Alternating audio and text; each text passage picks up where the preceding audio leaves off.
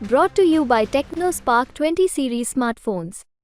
आपके पिता अभी कुछ दिन पहले जिले में आए हुए थे और एक उन्होंने बयान दिया हुआ था कि हम जो है अब अंदर से बूढ़े हो गए हैं और शरीर हमारा जवान है। इसके क्या मायने माने? क्या जल्दी आप सक्रिय राजनीति में आएंगे? नहीं नहीं नहीं, ऐसे इसका कोई संबंध नहीं है मेरे राजनीति में आने का। अब क्या कठिनाई आ रही है? पिछली बार जब आपके फादर जो है कांग्रेस में थे और इस बार आप भाजपा में, तो लोगों से मिलने में, बातचीत करने में कोई कठिनाई होती है? क्योंकि पहले कुछ मुद्दे अलग थे, अब कुछ बात अलग है। अब देखिए, लोग काफी खुश है। जब हम प्रधानमंत्री के बारे में बात करते हैं, लोग गर्व के साथ खड़े होके कहते हैं कि हाँ, इस बार 400 पार। एक थोड़ा सा राजनीति से संबंधित सवाल है।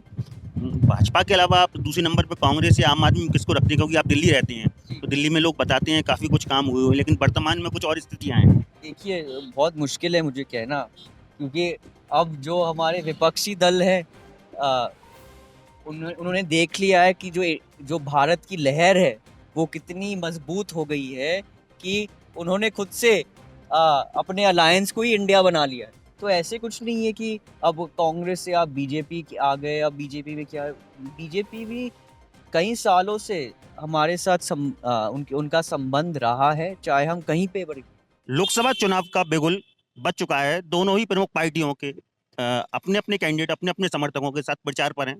भाजपा से जो है ज्योतिरादित्य सिंधिया जी को टिकट दिया गया है और उनके जो परिवार के सदस्य हैं, उनकी पत्नी है, उनके बेटे हैं, लगातार कैंपेन कर रहे हैं, लोगों से मिल रहे हैं और वोट देने की अपील कर रहे हैं। आज ज्योतिरादित्य सिंधिया जी के जो पुत्र हैं महाजन सिंधिया, वो आए हुए थे। हम उनसे चर्चा करते हैं, जानते हैं क्या कुछ माहौल दिख रहा है उनको और कैसा लग रहा है। सर, सबसे पहले तो आपका एमपी तक में स्वागत है। बहुत बहुत धन्यवाद, आपने थोड़ा समय लिया मुझे इंटरव्यू करने के लिए। अभी अभी आप लगातार घूम रहे हैं क्षेत्र में, तो कैसा लग रहा है आपको? क्या माहौल लग रहा है? देखिए, माहौल तो बड़ा जोशीला है, शक्तिशाली है, और मेरे हिसाब से बड़ा तगड़ा लहर आएगा भाजपा का। आप लोगों से मिल रहे हैं, चर्चा कर रहे हैं, क्या कुछ समस्याएं लग रही हैं और क्या कुछ सुधार के लिए आपको गुंजाइश देखते देखिए, हर व्यक्ति को प्रगति चाहिए। अ, ये है, हर चुनाव का वही होता है कि मुझे ये चाहिए, मुझे वो चाहिए। तो हमारा उद्देश्य है कि हम सब पूरे संक्षेप से देखें और हर मुद्दा उठाए। हमें प्रगति चाहिए एयरपोर्ट्स में। अब उड़ान के अंदर जो उड़ान का स्कीम है, जो प्रधानमंत्री जी ने स्कीम लागू किया है, उसके अंदर हम चाहते हैं कि हमारे क्षेत्र में एयरपोर्ट्स आए, जो रेल कनेक्टिविटी है वो बढ़े, जो रोड की कनेक्टिविटी है वो बढ़े, जो बिजली की कनेक्टिविटी है वो बढ़े। पिछले महीनों में हमारे प्रधानमंत्री जी ने सोलर पैनल का आयोजन किया था। तो हम चाहते हैं कि काफ़ी लोगों ने मांगा है कि वो सोलर पैनल चाहिए उनको, तो हम चाहते हैं कि हम वो भी इस क्षेत्र में लेके आए। तो इस तरीके से हम प्रगति और विकास हमारे क्षेत्र में लाना चाहेंगे। आप चंदेरी की बात करें तो चंदेरी एक बहुत खूबसूरत शहर है। उसमें इतिहास है, उसमें कला है, शिल्प है। तो हम ऐसे चीज़ें आगे लेके आना चाहते हैं। हैं? आपके पिता अभी कुछ दिन पहले जिले में आए हुए थे और एक उन्होंने बयान दिया हुआ था कि हम जो है अब अंदर से बूढ़े हो गए हैं और शरीर हमारा जवान है। इसके क्या मायने माने? क्या जल्दी आप सक्रिय राजनीति में आएंगे? नहीं नहीं नहीं, ऐसे इसका कोई संबंध नहीं है मेरे राजनीति में आने का। अम, वो कहते हैं कि वो बाहर से बूढ़े हैं, लेकिन आप अगर आप उनको देखें तो वो भी बाहर से काफ़ी युवा दिखते हैं, और उसमें काफ़ी काफ़ी शक्ति है और जोश है। आप मुझे पता है कि जब मैं घर पे रहता हूँ, मुझे भी समय नहीं मिलता उनके साथ। 80% से ज़्यादा तो 90% से ज़्यादा तो वो लोगों से मिलते हैं, लोगों का विकास के बारे में सोचते हैं, फ़ोन पे रहते हैं, लोगों से बातचीत करते हैं। वीडियो कॉन्फ्रेंसिंग हो रहा है कि एयरपोर्ट्स कैसे हमारे देश में कैसे आ रहे हैं। अगर आप ग्वालियर का सोचो, 16 महीनों में ग्वालियर का एयरपोर्ट खड़ा हुआ, अयोध्या रिकॉर्ड टाइम में खड़ा हुआ। तो इस तरीके का जो प्रगति हो, जब विकास हो क्षेत्र में, हमारे देश में, तब इसका चेहरा ही बदल। अभी आपकी माँ आई हुई थी यहाँ पर, उन्होंने हमें इंटरव्यू दिया और उन्होंने कहा था हम इस क्षेत्र में बिना किसी को बताए आती हैं और लगातार लोगों से मिलती हैं, सेवा भाव रखती हैं। तो क्या आप भी अपनी माँ की तरह कभी इस क्षेत्र में बिना बताए आए हुए? बिल्कुल बिल्कुल। मैं तो अपना जो मुंह है वो छिपा के मैं तो मंडी में भी घुसता हूँ। किसी को पता भी नहीं चलता मैं मंडी में हूँ। लोगों से पूछता हूँ कि क्या कैसे चल रहा है उनका व्यापार, क्या कठिनाइयाँ हैं। तो मैं पूछता रहता हूँ।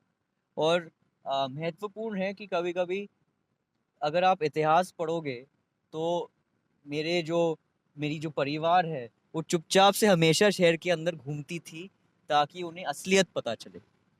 और ये बहुत महत्वपूर्ण है क्योंकि हमें ग्रामीण लेवल से जुड़ना है, तो हमें चुपचाप से अपने क्षेत्र को देखना होगा कि क्या असलियत में क्या वर्तमान में क्या गतिविधियाँ हैं, क्या कठिनाइयाँ हैं और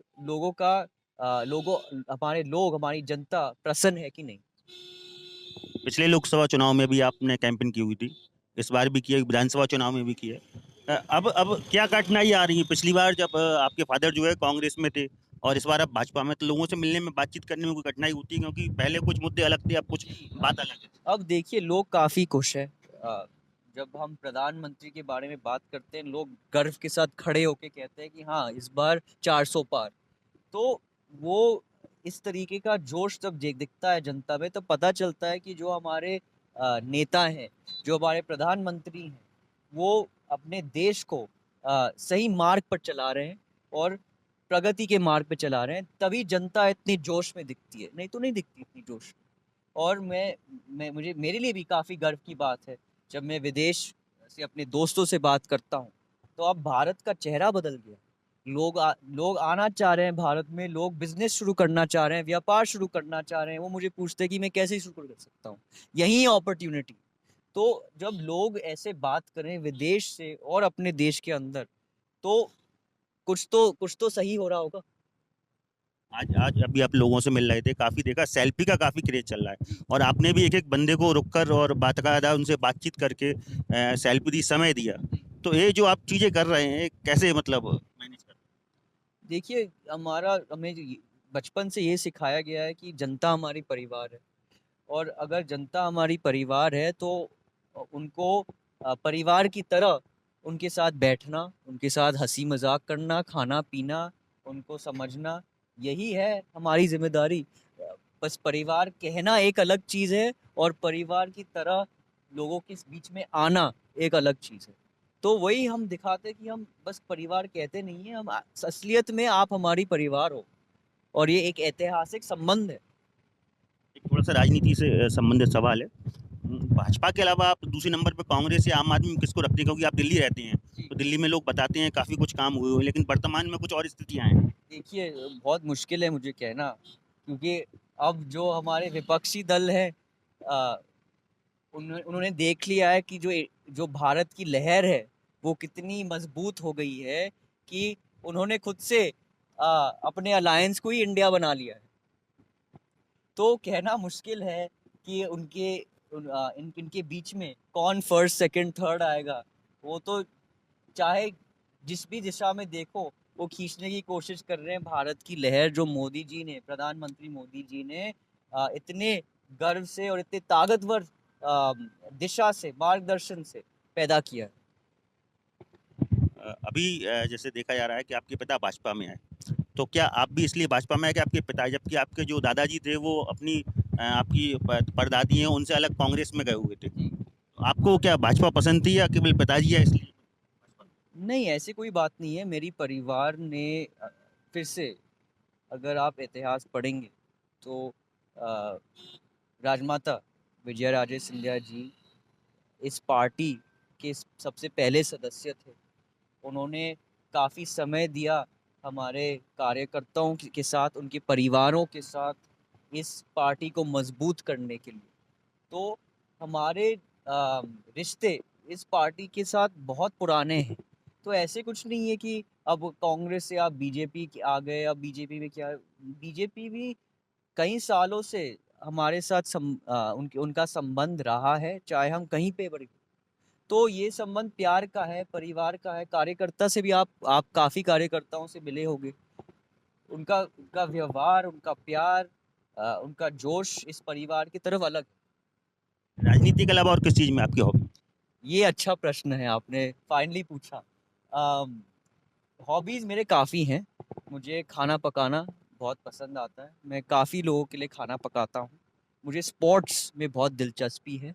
आपने देखा होगा मैं क्रिकेट में अब शामिल भी हूँ।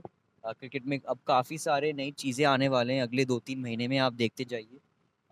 दूसरी चीज़ है, मुझे हेल्थ और फिटनेस, स्वास्थ्य की बहुत इंटरेस्ट है, तो मैं जिम जाता हूँ, मैं भागता हूँ। अब मैं स्पोर्ट्स नहीं खेल सकता क्योंकि मेरे काफ़ी सारे इंजरीज़ हुए हैं स्पोर्ट्स की वजह से, लेकिन मैं जिम तो जाता हूँ और थोड़ा कुछ एक्सरसाइज तो करने की कोशिश करता हूँ। उसके अलावा अ, मेरा इंटरेस्ट गाने में भी है, तो मुझे गाने पसंद है, सुनने में भी, दोनों, अंग्रेज़ी और हिंदी। अभी आप सुबह से लगातार देख रहे हैं लगे हुए हैं, अभी आपके स्टाफ से पता चला हुआ है कि आपने सुबह से अभी तक भोजन भी नहीं किए, जी। तो इतनी स्टेमिना और कैसे मैनेज कर रहे हैं? देखिए, वही फिर से जब आप लोगों के बीच में आते हैं, इतना प्यार देखते हैं, इतना जोश देखते हैं, तो आप सब कुछ भूल जाते हैं। उनके प्यार में ही आप खो जाते हैं। तो यही हुआ है, जब लोगों का प्यार देखा है मैंने, मैं सब कुछ भूल गया। जो भी दर्द है, जो भी सब कुछ है, मैं सब कुछ भूल गया। ये तो महारम सिंधिया जिनका साफ तौर पर कहना है कि जो है इस बार लहर बहुत तेज है भाजपा की, और ये जब लोगों के बीच जाते हैं तो ये सब कुछ भूल जाते हैं, ना इनको खाने का होश रहता है, ना पीने का होश रहता है, इतनी एनर्जी लोगों से मिलती है। और अभी जो है हम इनसे बात कर रहे थे, जो कि लगातार लोगों से बात कर रहे हैं, आश्वासन मिल रहा है लोगों से। इस बार भाजपा की स्थिति बहुत अच्छी रहने वाली है। राहुल कुमार जैन, MP तक, अशोकनगर।